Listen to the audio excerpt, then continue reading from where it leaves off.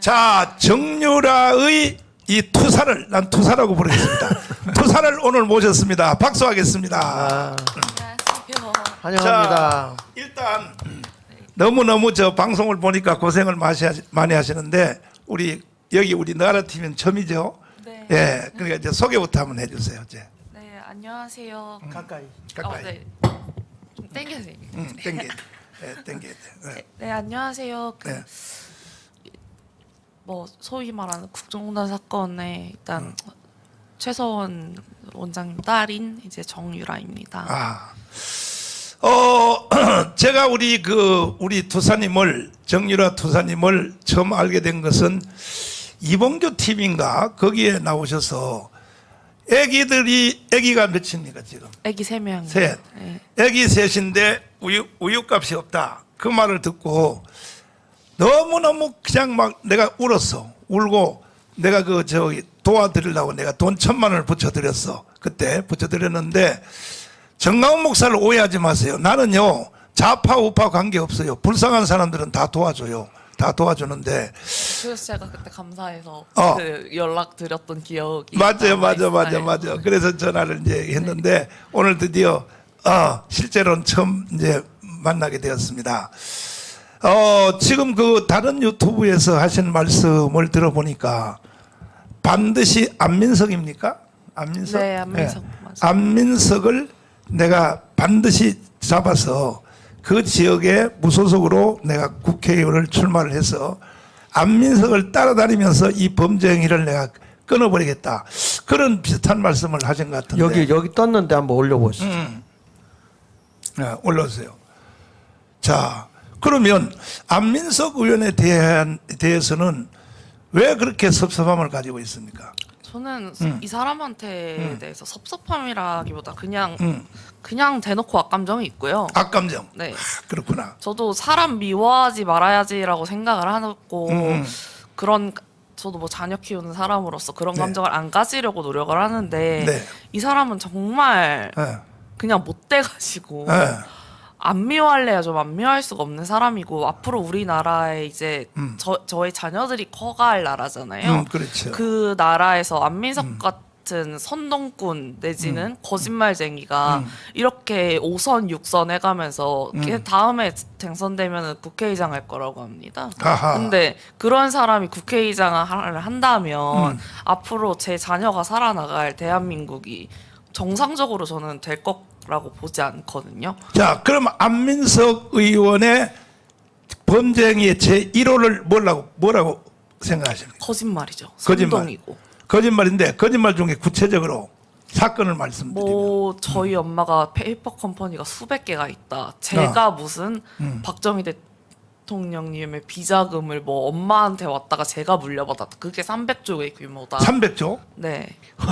와, 실제로 저 300조 있어요. 제가 이거를 300조를 찾아온다면 네. 전액 안민석 의원 캠프에 기부를 하겠다. 이렇게 얘기를 했거든요. 그렇구나. 근데 분명히 2018년도에 거의 다 찾았다고 비자금의 꼬리를 잡았다고 얘기를 했는데 아직까지를 못 찾고 있거든요. 그분이 뭐 국세청 직원을 데리고 그때는 또 민주당 시절 정부니까 데리고 저는 안민석 때문에 네. 안민석이 이렇게 돈이 있다고 더러운 돈이 집안에 많다고 거짓말해서 집에 강도가 들어가지고 제 전 남편 칼에 찔리고 이야, 돈이 하도 많다고 그렇게 말을 했어. 근데 그 국세청 직원들로 독일에까지 현재까지 조사를 하러 갔다며요. 그 안민석 의원이. 저도 그게 어떻게 된 건지 모르겠는데 독일에서 안민석 의원이 온 동네를 다 쑤시고 다녀서 독일에 가서? 독일에서도 어.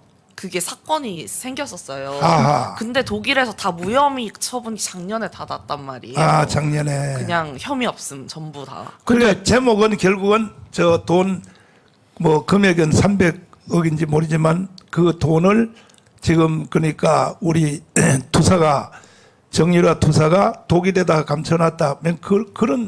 그거 조사하러 가는 거. 스위스라고 했다가 스위스. 독일이라고 했다가 금액도 300조라 그랬다가 800조라 그랬다가 300조?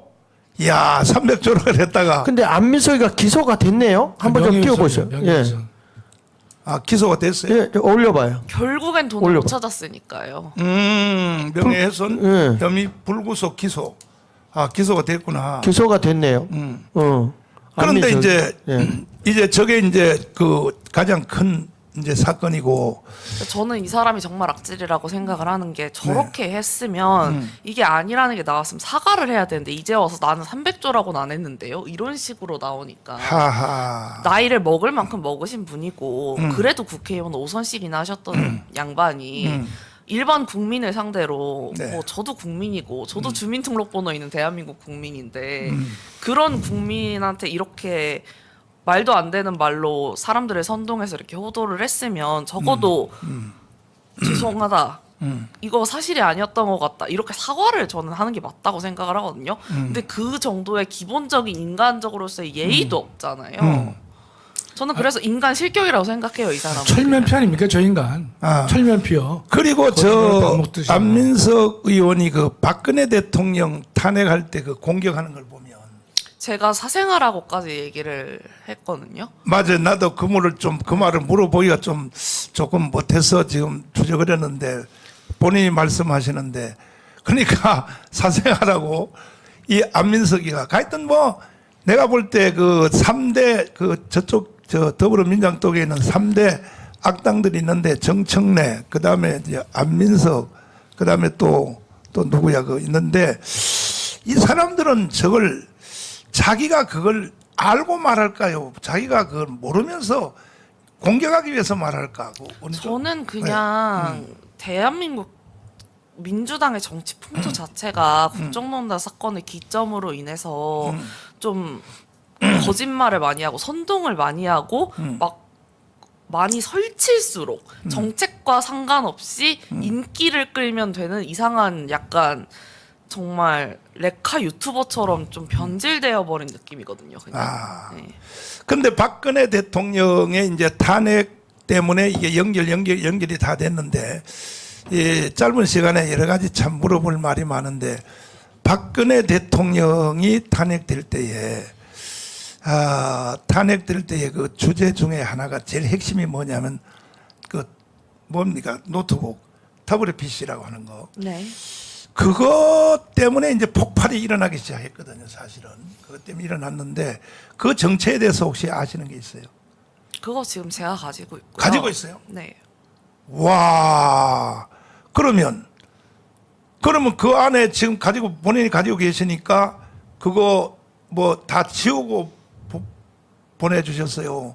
아니요, 건드릴 수 없죠. 건드릴 수 뭘 없어? 밀봉한 그 상태로 포렌식만 한번 하고 다시 보관해 놓은 상태. 그래요? 네. 그 내용을 혹시 본 적 있어요? 내용을 이제는 봤죠. 이제는? 네. 그러면 그 내용 안에 있는 것이 어떻게 진실성이 있어요?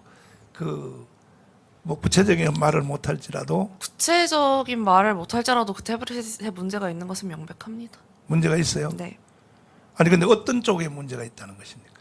문제가 그 태블릿이 저희 엄마 거라고 주장을 하잖아요. 근데 그렇지. 네. 네. 그것에 대한 진실 여부에 대한 문제가 많죠. 근데 아. 태블릿이 2개가 등장을 합니다. 국정농단 사건에서. 아. 지금 제가 갖고 있는 게 JTBC 태블릿이에요. 근데 이 아. 태블릿의 입수 경위가 어떻게 되냐?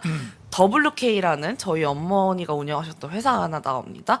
그 회사에서 회사가 이사를 갔는데 네. 그 태블릿만 거기다가 이사를 나가면서 거기 빈 책상에 넣어놓고 갔다. 아하. 그거를 기자가 입수를 했다. 이야. 그러니까 저쪽 애들이 하는 짓이 다 그런 짓인데. 그리고 두 번째 태블릿이 어떤 거냐? 이게 장시호가 가져온 태블릿이거든요. 제 사촌 언니가. 사촌 언니. 네. 아. 근데 그 태블릿의 입수 경위도 말이 안 되는 게 저희 엄마가 증거 인멸을 하라고 장시호한테 시켜서 장시호를 저희 엄마 집에 보냈는데 네. 백팩을 메고 갔대요. 근데 백팩 안에 태블릿을 이렇게 꽂아가지고 나오다가 이제 그거를 이제 CCTV에 찍혀가지고 검사가 이거 뭐냐 갖고 와라 이렇게 얘기를 해서 그럼 그 태블릿 PC가 어디 있었냐 했더니 친구 아들을 줬다고 합니다. 근데 친구 아들을 누가 근데 상식적으로 증거 인멸하라고 한 태블릿 PC를 친구 아들에 갖다 주며 어. 그래서 장시호가 결국에는 그 태블릿 PC를 어떻게 했냐.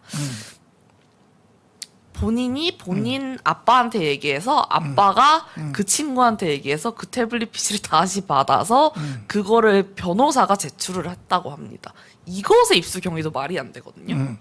지금 또 처음 들어오신 이 이제 시청자들 위해서 말씀드리면 박근혜 대통령이 탄핵된 그 핵심 그 사건이 태블릿 PC라고 하는 것이 있는데 이것이 이제 지금 현재 이제 수사 다 끝나서 우리 정유라 투사님한테 지금 와 있다는 것입니다. 근데 그 내용을 이제 살펴봤다는 거죠.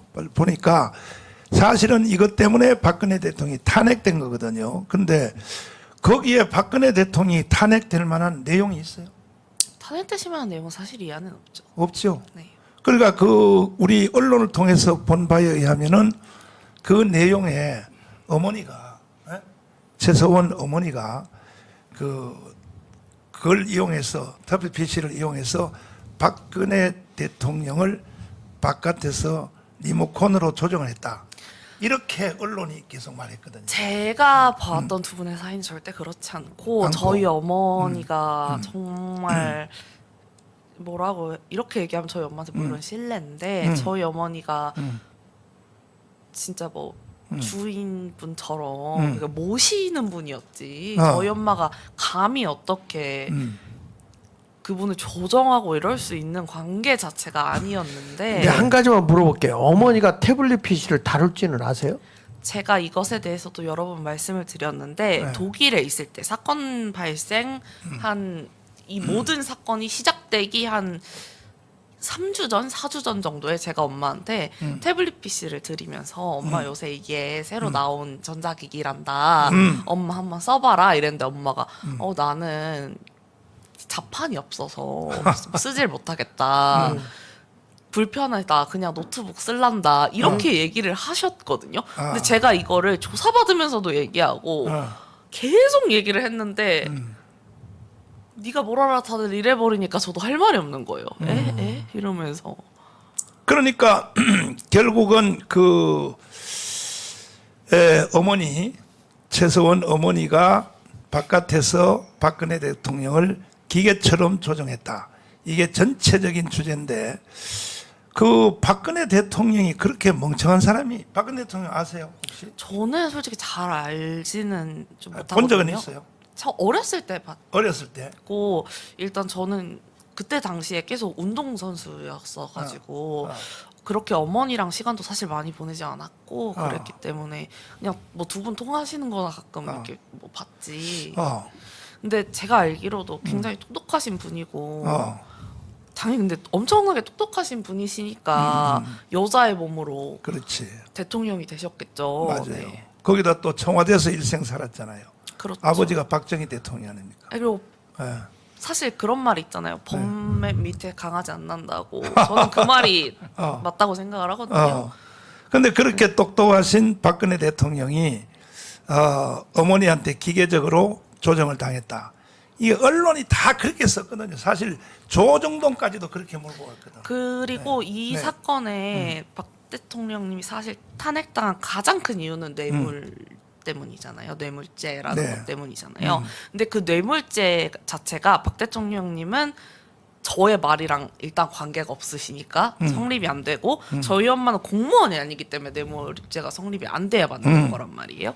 그런데 이 두 분을 엮은 법리가 무엇이냐? 그게 경제공동체라는 법리거든요. 맞아요. 근데 이 경제공동체라는 법리를 만들기 위해서 등장을 한 게 저의 사촌 언니 장시호입니다. 자 그러면 제가 사실은 마음에 상처가 될까봐 제가 깊은 얘기를 제가 좀 자제를 하려고 그랬는데 이제 그 우리 투사님이 직접 말씀하시니까 제가 이제 물어보자면 이제 삼성 말 사건이 이제 안 나올 수가 없단 말이에요. 이제 금방 말씀하셨으니까 네.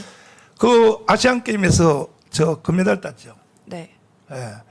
금메달 따는 과정에 있어서 올림픽에 다음 이제 도쿄 올림픽에 금메달 목표로 이제 운동을 하고 있을 때 삼성에서 그 말을 사준 거는 사실입니까? 제가 말을 받지도 않았고 그게 삼성 소속의 말이었고 어. 삼성 승마단이라는 게 애초에 원래부터 있었어요. 근데 삼성 승마단에서 삼성 소속의 말을 타고 있던 선수들이 다 저보다 랭킹이 낮은 선수였고 다 저보다 잘 못하는 선수였는데 저는 아직도 제가 왜냐면 저는 그때 고등학생이었으니까 제 미래를 보고 저한테 제가 삼성 승마단에 못 들어갈 이유가 없는 선수라고 생각하거든요. 아, 그러니까 삼성이 이미 벌써 선수단을 가지고 있었구만요. 네, 있었는데 그러면 선수가 있으려면 말이 있어야 될 거 아니에요. 그렇습니다. 그렇죠. 그런데 그리고 저 이전에도 삼성 소속의 말이 이미 엄청 많았어요. 엄청 많았고. 근데 이거 혹시 이거 아세요? 대기업별로 이거는 저 박정희 대통령 때부터 시작된 건데 대기업별로 스포츠 종목을 지정해 줘 가지고 예를 들어서 양궁 그러면 양궁 현대 그래서 세계 금메달을 따와라. 레슬링 그러면 어느 기업체별로 분담해서 지원하는 제도가 있는 걸 혹시 알았어요? 네, 지원하는 제도가 당연히 있다는 것도 알고 있었고 네. 일단 뭐 승마라는 종목 자체가 그렇게 지원받아서 하는 친구들도 많았기 때문에 저는 아직도 이게 뭐가 문제인지 모르겠는데 여기서 또 안민석이가 등장을 합니다. 안민석이 어디서 얼굴을 가린 전문가를 하나 데려와서 인터뷰를 하거든요.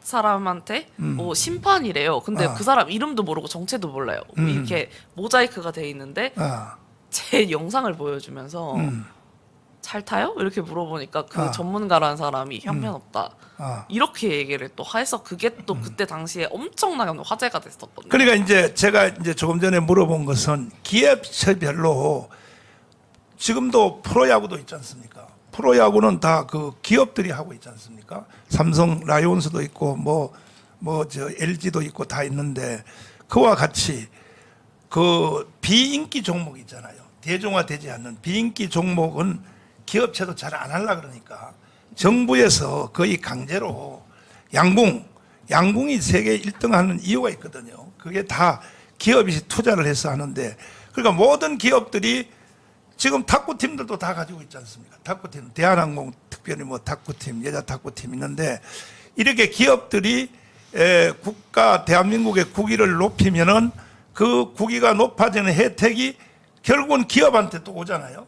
한류 문화를 또 일으키고 서로 윈윈하기 위해서 기업이 스포츠에 투자를 하는데 그 중에 가장 그 어려운 종목이 사실 승마입니다. 승마. 이걸 이제 삼성이 이제 맡은 것 같아요. 내가 보니까. 아, 이건 옛날 정부부터 이루어졌던 일인데 그런데 이제 그래서 삼성은 이미 벌써 승마단을 가지고 있을 때 그때는 삼성팀이 아니었었는데 아시안 금메달 따고 나니까 스카우트 됐어요. 삼성한테. 그게 어떻게 된 거냐면은 2024년에 도쿄 원래 우리나라 아시아 쪽에서 그랑프리가 제일 높은 대회거든요. 그 대회에서 아시아권에서 한 명밖에 원래 출전을 못해요. 한 국가밖에. 근데 대부분 일본이 출전을 했는데 일본 도쿄 올림픽이니까 일본이 출전권을 그냥 자동으로 가져가잖아요. 하지. 그렇지. 예. 그러면 저희끼리 경쟁을 하면 되잖아요. 그래서 이거는 가능성이 있겠다. 해서 도쿄 올림픽을 준비해 보자라는 것 때문에 생겨난 거예요. 저 때문에 생긴 게 아니라. 근데 이게 마치 저 때문에 어거지로 생긴 것처럼 그렇게 이루어졌는데 삼성의 이재용한테 뇌물죄 또 엄마한테도 뇌물죄. 근데 애초에 황당한 게 저는 인천 아시안 게임 제가 금메달을 딴 아시안 게임에서 네. 삼성은 말을 타질 않았어요. 제 개인 말을 탔거든요. 아, 그때도 삼성 말은 안 탔다. 네, 근데 이게 정신 차리고 보니까 제가 삼성 말 덕에 메달을 땄다.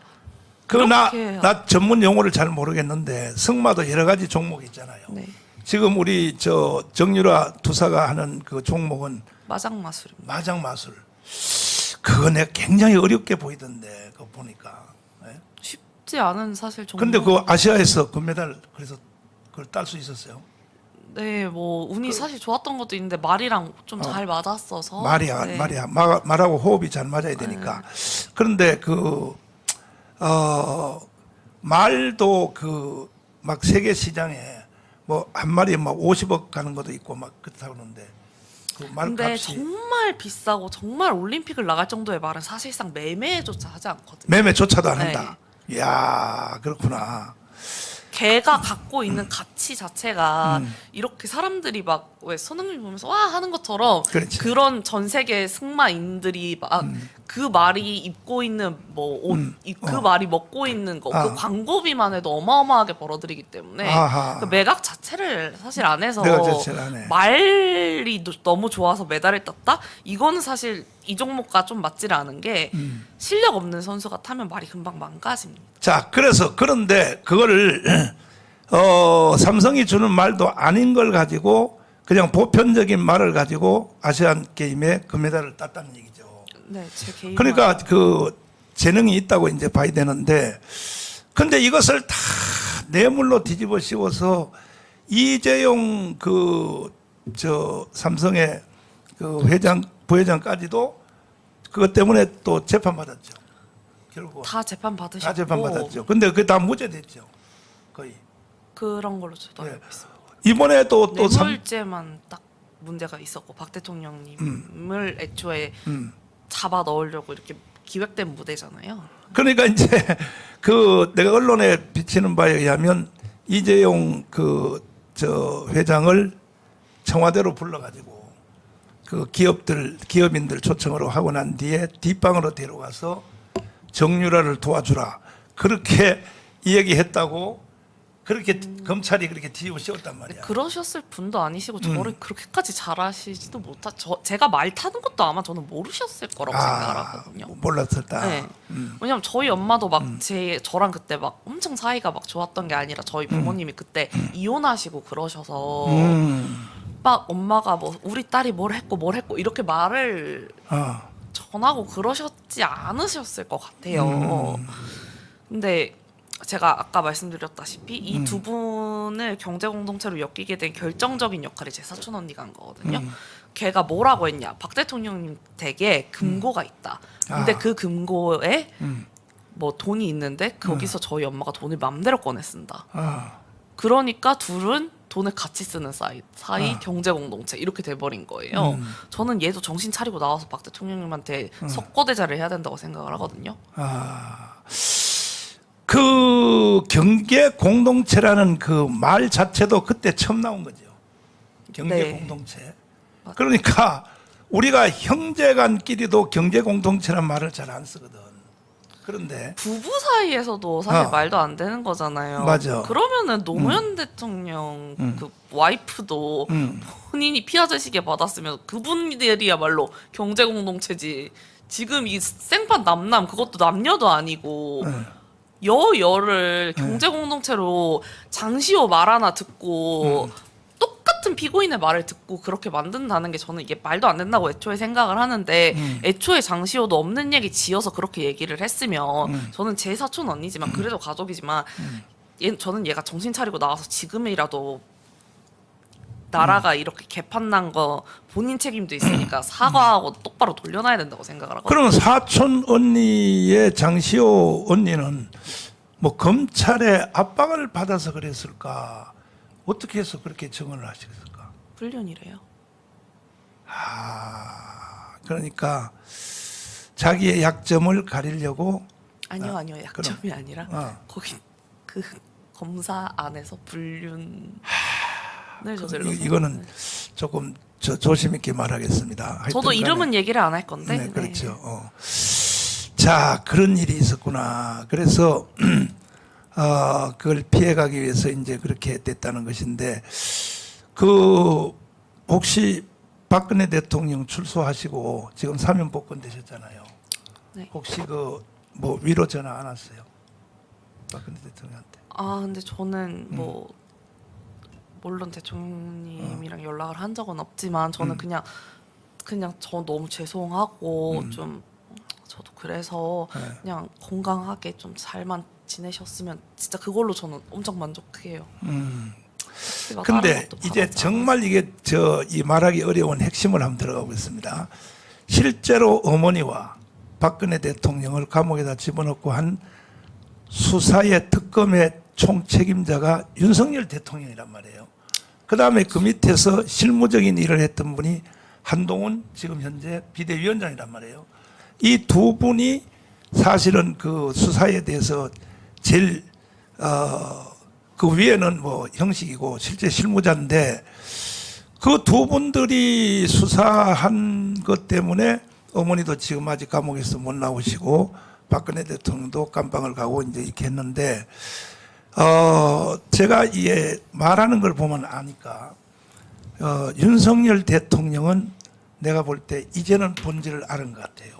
그 이유가 뭐냐면은 그 박근혜 대통령 집에 그 달서에 있는 집에 그 방문을 했잖아요. 네. 윤석열 대통령이 대통령 되고 나서 방문을 했고 그 다음에 또 12.6 그 박정희 대통령 서거일 날 현충원에서 행사할 때 그날 외국 갔다 비행기 타고 오시면서 바로 그 행사장으로 오셨단 말이에요. 네. 그리고 둘이서 단독 둘이서 저 뭐 무슨 밀담을 하신지 모르지만은 둘이 저 다른 길을 걸어가면서 대화를 이제 하고 그 후에 이제 결정적인 것은 한남동으로 초청을 해서 식사를 하시면서 대화를 한 걸 보면은 나는 이 그 내용이 넌 뭐 언론에 공개가 안 되니까 모르지만은 이는 행동하는 걸 봐서 충분히 이제 윤석열 대통령은 사과를 했다고 나는 그렇게 보여. 내가 그때 저도 일단 네. 그렇게 보았고 아. 그리고 이거가 참 일차원적으로 생각을 하면 수사한 윤석열 대통령 잘못, 한동훈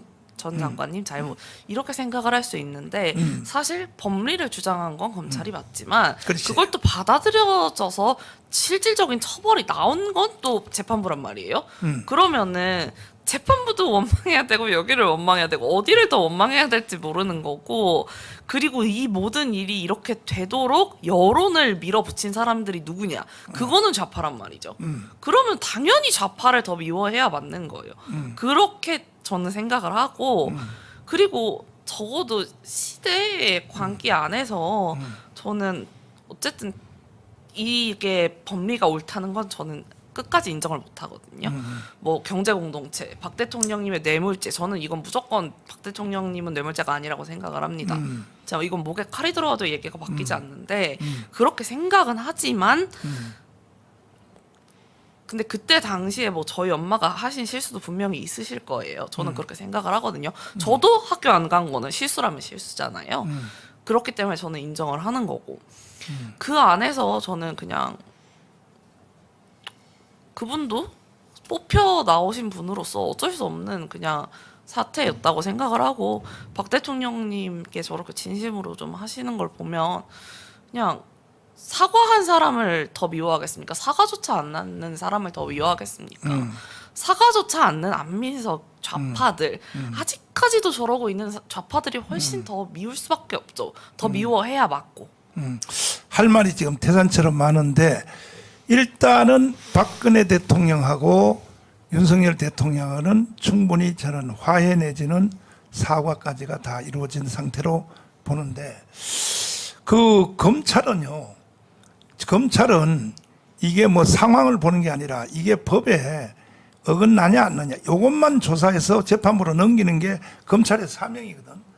근데 이제 그 윤석열 대통령이 그 대통령 1년 한 후에 고백이 있다고 여기 고백이 한번 들어봐 주시면 이분이 이렇게 대통령으로서는 제일 낮춰서 더 이상 낮출 수 없는 방법으로 이게 이제 대국민들 앞에 그동안에 검찰총장으로서 했던 모든 일에 대한 사과문이 난 이 속에 들어가 있다고 보거든요.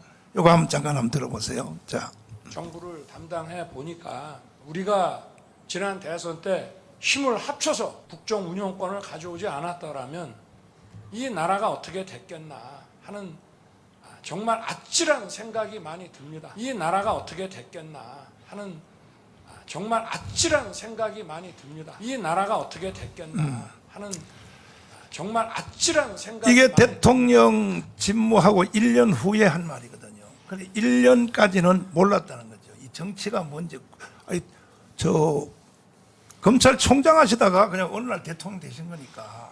그래서 이 안에 저는 모든 사과, 개인적인 자기가 검찰총장으로 있었을 때 자기를 통해서 억울하게 피해본 사람들 이런 것들이 이 안에 난 다 들어있다고 이제 보는데 한 가지 지금도 좀 섭섭한 것은 뭐냐면은 저는 이제 애국운동 하면서 한동훈 법무부 장관은 아직도 정의감에 사로잡혀 있는 것 같아요. 내가 그때 어머니 또 박근혜 대통령 깜방 집어넣은 건 난 당연하게 잘한 거다. 아직도 못 깨닫는 것 같아요. 그래서 나는 이 국민의힘 정당이 굉장히 지금 우려를 하고 있는 거예요. 왜냐하면 이게 전체 그림을 못 보고 부분적인 점을 딱 보기 때문에 자기는 검사로서 내 할 일 다 했다. 아니 그거는 있을 수가 없는 얘기죠. 없는 얘기인데 그때 그 금메달 딸 때 나이가 그때 몇 살이었었어요? 19. 그러면 어른들이 하는 거에 대해서는 구체적으로 잘 어른들 어머니라든지 박근혜 대통령이라든지 그때 저도 이제 막 너무 사건이 너무 사실 큰 거였고 너무 막 사실 없는 얘기가 거의 80~90%가 될 정도로 정신 차려보니까 제가 너무 나쁜 사람이 돼 있으니까 게다가 저는 그때 조그마한 애가 있었거든요. 그래가지고 지금 그 후에 이제 박근혜 대통령의 그 자서전을 썼잖아요. 네. 중앙일보에서 먼저 보도했지 않습니까? 그 자서전 내용 혹시 본 적 있어요? 저가 봤는데 아. 좀 그때의 상황을 좀 제가 잘 알고 있었잖아요. 어쨌든 그렇지. 저는 밖에서 있었으니까. 근데 그때 상황 자체가 어머니가 제가 다 했어요라고 한다고 해서 이제 박 대통령님이 완전히 빠져나올 수 있는 상황 자체가 사실은 아니었거든요.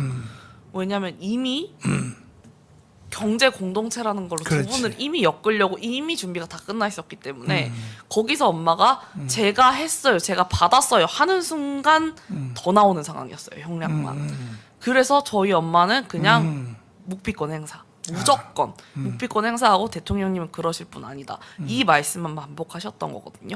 근데 이제 대통령께서는 조금 오해를 하고 계신 것 같아요, 박 대통령님께서는. 네. 그래서 한남동에서 그 식사회동을 하실 때 윤석열 대통령이 박근혜 대통령에 대해서는 이미 다 이해를 했고 오히려 사과까지도 했다고 저는 그렇게 보입니다. 행동하는 걸 봐서. 그러면 사실 그 동일한 사건 아닙니까? 그 엄마 사건도. 네, 맞습니다. 그러면 박근혜 대통령이 최소한 이건 뭐 청탁이라고 할 수 없고 사실은 이거는 나와 같은 사건이니까 어머니를 이 사면 복권을 해달라고 근데 저도 부탁을 했어야 되지 않겠나?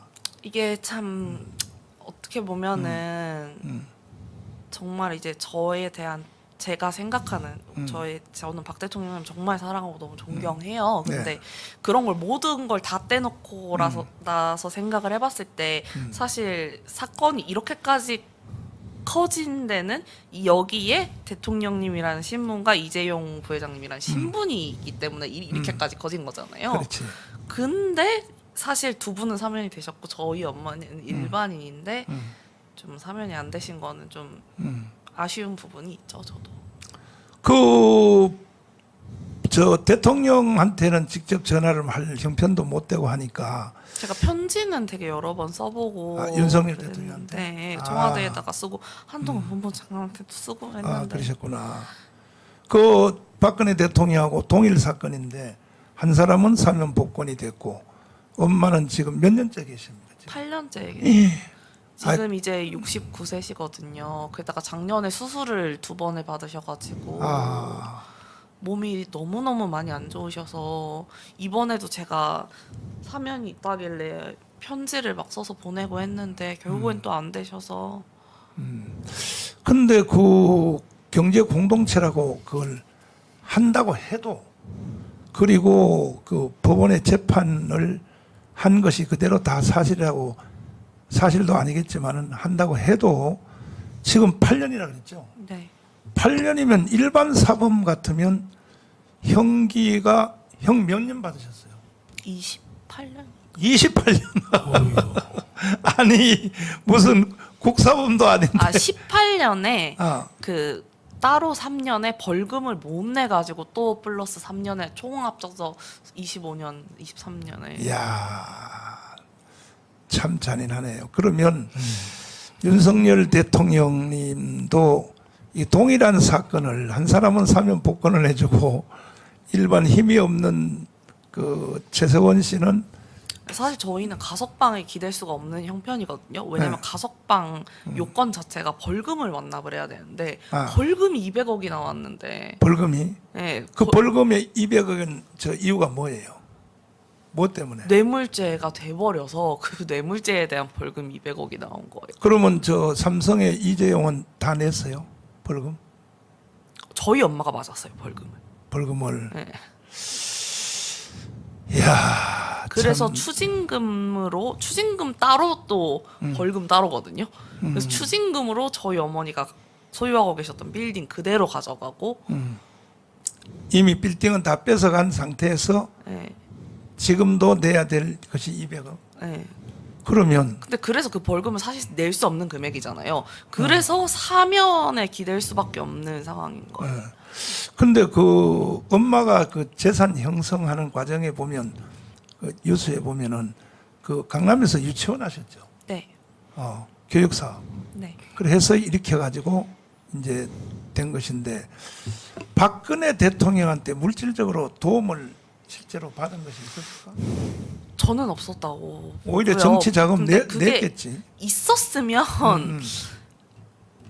문재인 정부에서 저를 가만히 안 뒀을 텐데 저는 문재인 정부 내내 세무조사에 시달리고 세무 재판에 시달리고 그랬거든요. 안민석 또 여기서 안민석이 또 등장하는데 그렇지. 안민석이 무슨 법을 발의하려고 했냐?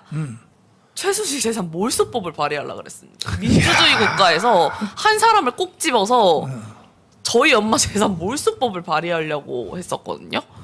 근데 이 국회가 왜 개판이냐면은 국회의원 중에 더불어민주당 국회의원 76명이 교회 폐쇄법을 발의를 했어요. 한번 띄워봐 주세요. 이 국회가 이 개판이란 말이야. 이 지구상에 교회를 폐쇄해야 된다. 교회 폐쇄를 76명이 발의를 했어요. 발의를 하다가 지금 국회의장인 현재 띄워봐. 네, 띄워봐. 이게 교회 폐쇄법 이게 나라 지구촌에 이런 나라가 어디 있냐고. 교회 폐쇄법이야. 근데 이제 그 와중에 김남국도 있네요. 저 이모. 아니 다 있어. 여기 악한 놈들은 여기 다 있어요. 악한 놈들 다 있는데 뭐 반드시 여기 보면 또 저기 안민석도 있겠지. 찾아보면. 저 이제 감염 예방법이라는 걸로 이렇게 포장을 해가지고 교회 폐쇄법을 발의한 거죠. 그래서 이런 짓을 이제 해요. 국회가. 근데 이 사람들이 또 출마하려고 또 이렇게 또 하는 거예요. 이제 이렇게 하는데 그 이런 짓을 할 정도니까 뭐 그 최서원 엄마에 대해서 그다음에 정유라에 대해서 뭐 무슨 뭐 특별 법안 만드는 거야 뭐 지들 마음이지. 일단 뭐 네. 그 이런 사건이 뭐 있고 하면서 저는 제왕절개를 해서 아기를 낳은 다음 날에 문재인 정부 그 세무청에서 네. 압수수색을 병실로 들어온 거예요. 어제 태어난 아기는 이러고 있고 저는 이제 수술했으니까 옷 다 벗고 있는데 세상에. 수사관들 3명이랑 들어와가지고 아. 핸드폰 내놓으라고 제가 갖고 가라고 어. 그랬는데 안 나가고 앉아가지고 어쩌고 저쩌고 막 뭐 물어본다고 그게 참 왜냐면 저희 집을 압수수색을 해서 저한테 애 언제 낳을 거냐고 물어봤거든요. 근데 제왕절개라서 제가 날짜가 나와 있었단 말이에요. 그렇구나. 그날이라고 말했는데 그 다음날 병실로 압수수색을 나온 거예요. 이야. 문재인 정부가 이렇게 좀 악랄하게 했었거든요. 그래서 제가 막 저는 뭐 사람도 아니냐고 막 그때 또 그런 얘기를 했었는데 사실은 이 저 안민석하고 뭐 이런 사람들 여기에 밑바닥에서 그 개 같은 노릇을 하던 사람들 이 사람들 보다가 사실은 전체의 그 위에서 지시는 결국은 문재인이거든.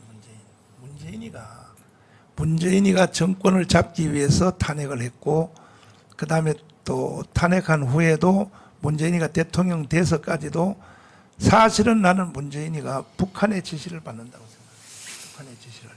그래서 지금 대한민국이 이렇게 무너져 있는 상태인데 저는 아직도 왜 그 사람이 멀쩡하게 밖에 돌아다니는지 이해가 안 되거든요. 저는 제일 먼저 국가보안법으로 잡혀가야 될 사람이 문재인이라고 생각을 하는데 그렇죠. 예. 어, 너무 티가 나지 않습니까? 이거는 뭐 그렇죠. 그냥 지나가는 사람 붙잡고 물어봐도 누가 봐도 아니, 간첩보다 더 했으면 더 할지. 문재인이가 그 우리 방송에서 수도 없이 그 반복해서 보도한 그 문재인의 발언 혹시 못 보셨죠? 문재인이가 조금 전에 보안법으로 수도 없이 잡혀가야 될 사람이 안 잡혀간다고 말씀하신 것처럼 이 문재인이가요 동계올림픽에서 한 거 보면요 이거는 정말 이제 처형돼야 되거든. 한번 다시 한번 저 우리 투사님을 한번 보여드리기 위해서 근데 동계올림픽에서 원래 분단 국가에서 지금 우리나라 휴전 국가인데 사실 문재인처럼 그렇게 행동하면은 군법에 의해서 총살이에요 원래는. 군법에서 총살이야. 근데 자 이거 한번 들어보세요. 이거 보안법이 아니라 이건 정말 자 제가 존경하는 한국의 사상가 신영복 이게 선생은 간첩의 왕이에요. 제가 존경하는 한국의 사상가 신영복 선생은 2년 후 2019년은 대한민국 건국과 임시정부 수립 100주년을 맞는 해입니다. 남쪽 대통령으로서 김정은 국무위원장의 소개로 여러분에게 인사말을 하게 되니 그 감격을 말로 표현할 수 없습니다. 약산 김원복 선생이 이끌던 조선의용대가 편입되어 광복 후 전부 이거는 대한민국 국군 창설의 반역죄. 뿌리가 되고 예. 그러나 근데 누구보다 이렇게 말만 하는 것도 아니고 실제로 막 행동했지. 우리나라로 망명했던 사람들까지 막 잡아다가 데려다 보내고 막 맞아요. 그랬잖아요.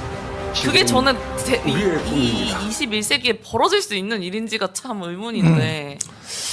만약에 저 우리 정유라 투사님이 만약이라고 해서 만약 대통령이 되면 이런 사람들은 어떻게 해야 되겠어요? 바로 군법에 군법에 의거해서 똑같이 가야죠. 처형을 해야 저는 돼. 우리나라는 무조건 휴전 국가에서 저런 짓 하면은 저거는 나라를 팔아먹는 맨날 일본 보고 나라 팔아먹었다고 하면서 본인들은 실시간으로 팔아먹고 있지 않습니까? 그렇죠. 네. 어.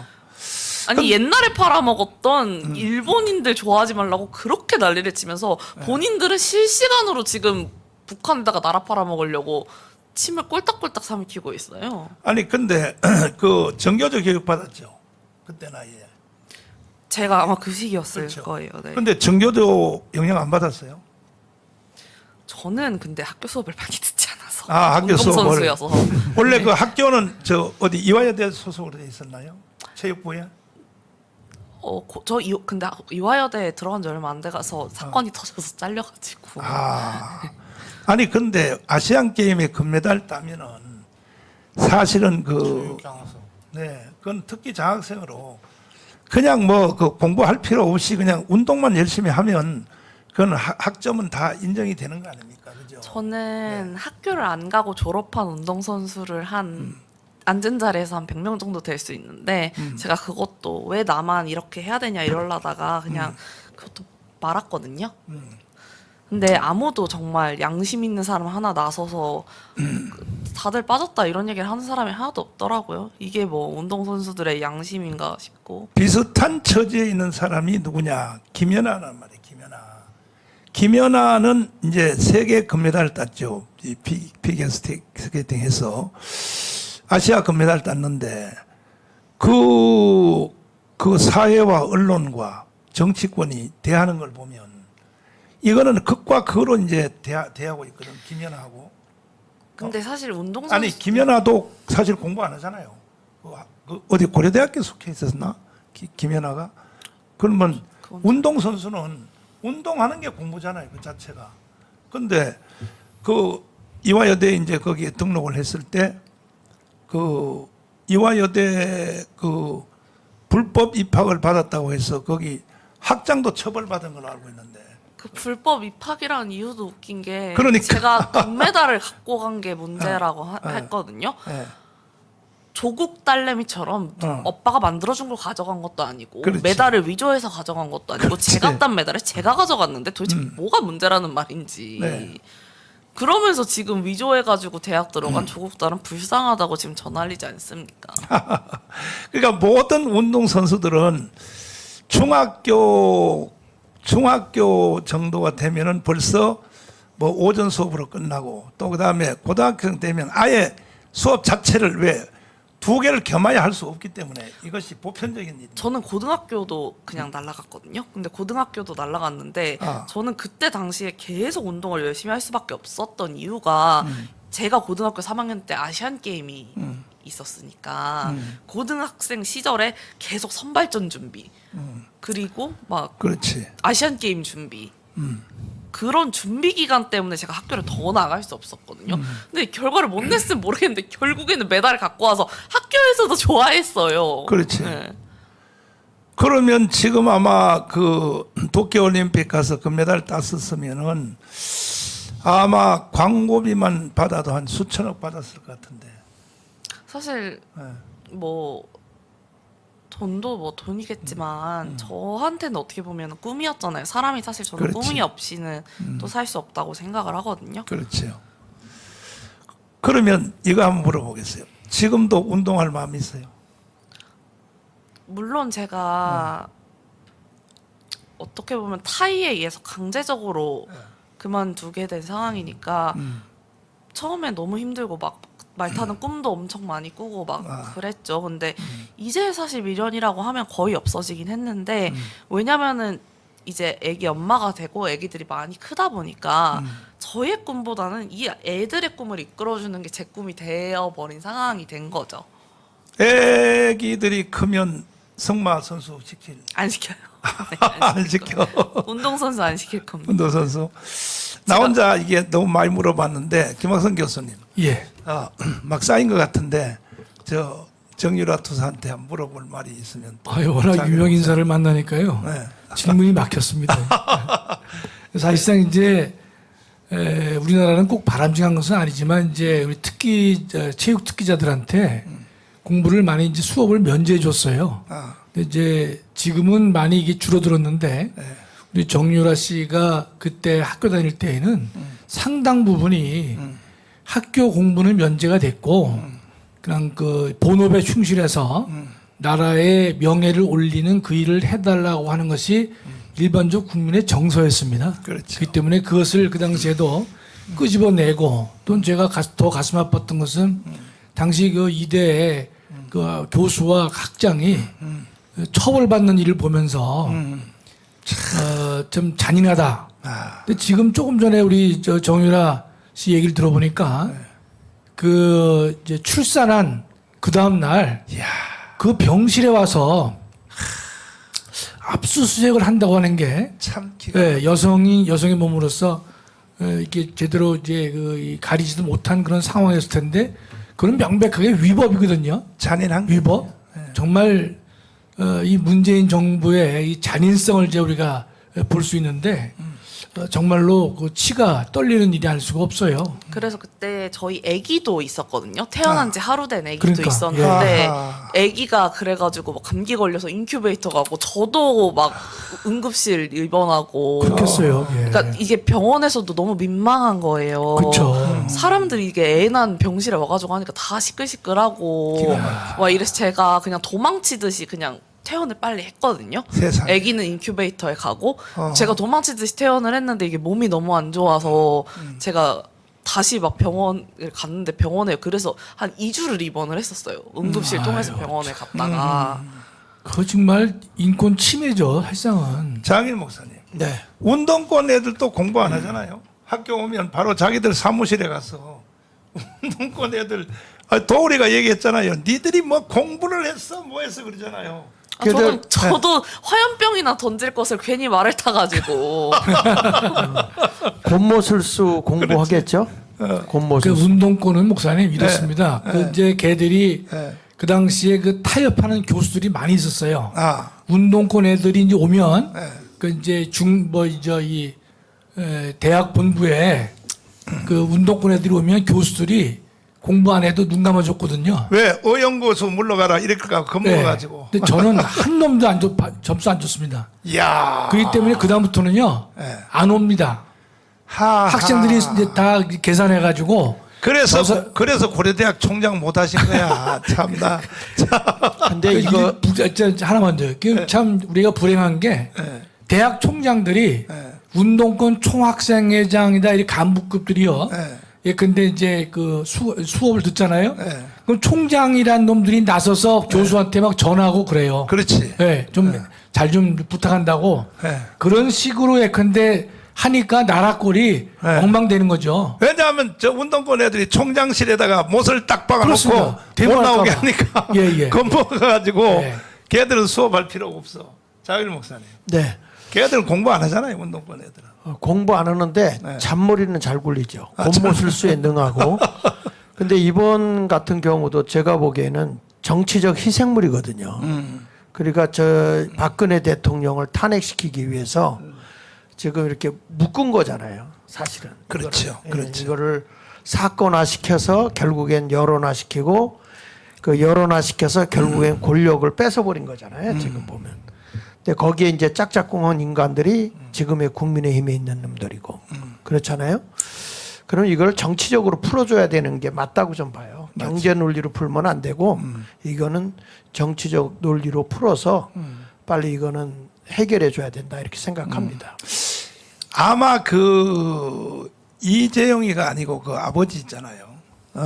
이건희. 이건희가 살아서 있었으면요. 절대로 이거 맘대로 못했을 거야. 이건희는 이게 대단하거든. 예. 저 그때 이명박 때도 뭐 말하니까 나는 경제인의 아들로 태어나서 난 처음 듣는다고 그때 그 이명박한테 들어받는 거 봐요. 예. 그런데 무슨 김영삼하고도 붙었잖아요. 맞아요. 김영삼 뭐 정치가 사류라고 해가지고 맞아. 그러니까 그 윗대는 참 대단했는데 이 아랫대들은 다 전부 다 기가 약하니까 막 잡아놓고 깜방 잡아놓고 이제 그렇게 하는데 시간이 없어서 이제 또 황교안 장관님 또 한번 우리 정유라 씨 살아온 인생의 궤적을 보면은 정말 너무나 뭐 안타까운 일도 많은데 저는 이것보다도 우리 보수 우파들이 좀 이제 좀 단결도 하고 좀 용기를 냈으면 좋겠습니다. 네. 박 대통령 탄핵도 그렇지만 보수 우파 뭐 언론까지도 거기에 발을 들여가지고 도와준 꼴이 됐고 이제 이게 우리가 정권을 찾아왔는데도 아직까지도 모든 일들에 보면은 보수 우파는 뭐 투쟁심이 전혀 없습니다. 이번 선거도 저는 가장 좋은 것이 더불어민주당이나 그쪽에서 하는 것은 정말 우리는 나라가 없어지겠다. 다시 한번 그거 하면은 안 되겠다고 하는데 국힘당을 비롯해서 여기는 그런 그 이념적인 투쟁보다는 뭐 어떻게 뭐 꼼수 서고 뭐 자기 그래서 이번 기회를 통해서 우리 보수파가 정말 이제는 마음에 담긴 대로 좀 큰 소리를 내면서 우리가 다수 돼야 되고 이 정유라 씨도 마찬가지고 최순실 씨도 마찬가지고 아까 우리 장학일 목사님 말씀하셨지만은 사면을 비롯해서 이 정치적인 것으로 좀 풀로 했으면 좋겠습니다. 네. 자, 물어볼 말은 뭐 태산처럼 많이 있지만은 또 다음에 얼마든지 저희들이 이제 초청해서 이 지금 대한민국의 진실과 정의가 무너졌어요. 그러니까 이런 상태에서는 총선해봤자 아무 의미가 없습니다. 진실과 정의가 무너진 상태에서 총선하면 무슨 의미가 있습니까? 마지막 질문 한번 해보겠습니다. 그래서 그 무소속으로 그 안민석 거기 지역구에 출마한다. 사실이에요? 하려고 하고요. 일단 안민석이 저한테 무슨 그렇게 억하심정이 있는지 제가 뭐 걔한테 실수한 게 있나라는 생각까지 저는 해봤거든요. 왜냐면 제가 대학을 입학하려고 할 당시에 대학교에다 전화를 했대요. 대학교에다 전화해서 걔 나중에 좀 이따 문제 생기려니까 뽑지 말라고. 왜 그러는지 모르겠는데 근데 미친놈이 나가요. 그거는 전부 이 문재인이가 결국은 근데 저는 문재인이 지금 안 잡혀가고 있는 것도 그렇고 이재명이 이렇게 쉬어하는 것도 그렇고 저는 얘네들이 언젠가는 국가 전복을 노린다고 생각을 하거든요. 북한에다가 나라 갖다 바치려고. 바치는. 네. 근데 그렇게 하기 위해서 얘네들이 점점 뻔뻔하게 문재인이 무지성으로 저렇게 한 게 아닌가라고 생각해서 저는 이번 총선 못 이기면 진짜 적화통일 될 수도 있다고 생각을 하는 사람이기 때문에 저는 제 자식이 그런 나라에서 안 살았으면 그 좋겠어요. 어떻게 나한테 공부도 안 했는데 그래 어떻게 그렇게 잘 알고 계실까? 어? 공부도 안 했는데. 무슨 건전한 상식이 있으면요. 네. 저렇게 말씀하실 거예요. 이심전심. 자 그러면 그 아기가 셋이잖아요. 네. 선거를 하려면 2주간을 해야 되거든. 여기는 누가 봐요, 그러면? 선거운동하러. 저 안민석 따라다니면서 안민석 거짓말이고 계속 이제 공격을 해야 되는데 애기들은 누가 봐야 돼, 그러면? 애기들 좀 돌봐주시는 옛날 저 어릴 때부터 돌봐주시던 분이 계시거든요. 그렇구나. 그래서 좀 도와주셔서 네. 그리고 애기들이 이제 좀 커서 네. 커서 네. 지금은 어디 살아요? 지금 남양주 삽니다. 남양주? 남양주하고 저 오산하고는 오산. 거리가 뭔데? 이사해야죠. 이사를 거기 방을 조그만 방을 한 개 더 얻든지 일단 주거를 옮겨야 거기서 출마를 할 수 있으니까 하는데 꼭 저는 개인적으로 그 안민석 의원의 그 거짓과 그 모든 그 가식을 다 이번 기회에 다 드러내서 안민석이 성공하니까 김의겸 같은 제2의 나팔수가 등장하는 거라고 저는 생각을 하거든요. 그래서 이 나팔수를 못하게 해야지 얘네들이 선동 이런 거를 안 하지. 안민석이 이렇게 승승장구를 하면은 앞으로 제2의 김의겸, 제2의 안민석, 제2의 정청래 계속 나올 수밖에 없는 겁니다. 3인방. 그러면 그런데 이게 이제 얼마 전에 며칠 전에 그 이재명한테 12년 동안 빠져있던 그 유동규 의사가 우리 자유통일당에 입당을 해서 계양을에 출마해서 그 이재명이를 계속 따라다니면서 잡으러 갔죠. 하는데 거기에서 중요한 말을 하더라고요. 뭐냐면 지지율 5%가 나오면 그 후보자들끼리 TV 공개 토론을 하게 돼 있대요. 그러니까 거기 꼭 지지율이 5% 나올 수 있도록 해서 그러면은 안민석하고 드디어 방송국에서 직접 토론을 이제 제가 안민석한테 꼭 하고 싶은 말이 있는데 이제 본인은 300조라는 소리는 한 적도 없다고 하고 뭐 대놓고 나와 있는데 본인이 말한 게 자료 화면이 있는데도 본인은 한 적이 없다고 하고 페이퍼 컴퍼니 얘기는 어디서 주워 들은 거래요. 내가 뭘 알겠냐요. 나쁜 놈 되는 것보다는 멍청한 놈 되는 게 나아 보였는지 내가 뭘 알겠냐. 나도 모르고 어디서 들어서 한 소리다. 이렇게 얘기를 하는데 아니 닭 잡아먹고 오리발 내밀 정성도 없어서 돼지발을 갖다 내미는 사람이랑 무슨 아니 그러니까 다시 말씀드리는데 여론조사에서 지지율이 5% 되면 방송국에서 토론하게 돼 있단 말이야. 안민석하고 직접 그거 자신 있어요? 할 자신? 저는 안민석 의원님 제 앞에 앉혀놓으면은 울면서 뛰쳐나가게 만들어드릴 수 있어요. 진짜. 시청자 여러분, 이거 참 재밌는 게임이 될 것 같습니다. 그래서 그 오산 지역에 있는 국민 여러분들께서 한번 제가 안민석 의원님 엄마 찾게 만들어드리겠습니다. 뭐 찾기요? 엄마 찾으면서 울게. 엄마 찾아 산말리. 울고 가게 한다. 대단하다. 대단하다. 자, 혹시 그 시청자들이 오늘 굉장히 엄청나게 역시 시대의 관심사 우리 정유라 도사님이 나오니까 막 굉장히 지금 시청률도 많이 올라가고 하는데 내가 종종 모시고 할 테니까 그 여기 댓글 뭐 다 소개할 수도 없고 지금 여기 보니까 뭐 승리하세요 뭐 별 이 격려 다 거의 99%가 격려입니다. 다 격려인데 격려하는데 그렇죠. 나로 보면은 사실 우리 지금 올해가 나이가 몇이에요? 올해 29입니다. 29이니까 우리 한나보다가 10살 적은데 우리 딸내미보다도 10살 적으니까 정말로 우리 딸 같은 이러니까 여기 댓글도 다 이렇게 이제 나오고 또 막 이게 보니까 너무 예쁘게 생겼다고 다 난리야. 자유통일당 입당하라고 막 난리네요. 자유통일당 입당하라고 또 여기 지금 난리야. 그래서 한번 이거 개항을 그 유동규 의사가 또 이재명 잡으러 그 구에 출마를 해서 하는 것이 그게 아니라 빅매치가 될 것 같기도 하고 또 한 스타가 나타났는데 정유라 투사가 오산에 거기 출마를 해서 아마 이 선거 대통령 선거보다 더 재밌을 것 같아. 내가 보면 이게 되면은 거짓과 진실의 싸움이 될 것 같습니다. 맞아요. 네. 그러니까요. 결국은 좌파 애들은요 자기 깨에 결국 걸려서 죽어요. 죽습니다.